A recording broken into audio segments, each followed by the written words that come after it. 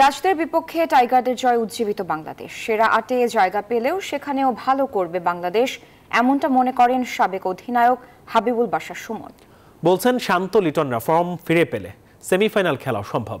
Rishad, junior, তামিমদের হাত ধরে বাংলাদেশ এগিয়ে যাবে, বিশ্বাস সাবেক এই নির্বাচকের।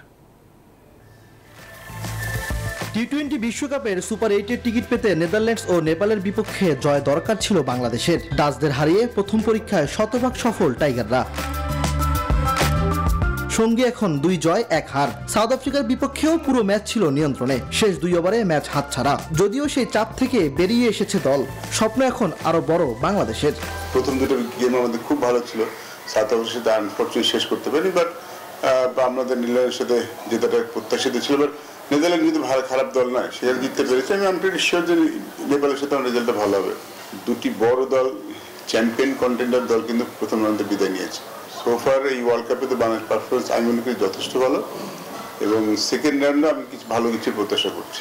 ব্যাট হাতে মোটেই ভালো সময় কাটছে না সাকিব আল হাসানের। অনেকেই যেখানে তার শেষ দেখে ফেলেছেন, তখনই ব্যাট হাতে জবাব দিয়েছেন টাইগার পোস্টার বয়। সাকিবের কাছে সবসময় প্রত্যাশা থেকে ভালো পারফরমেন্স, বাট দিন শেষে কিন্তু সেও কিন্তু হিউম্যান বিং, এবং কোনো প্লেয়ারই আসলে সবসময় ভালো পারফরমেন্স হয় না। বিরাট কোহলির মতো খেলোয়াড় কিন্তু প্রথম 3 ম্যাচে কোনো রান করেনি।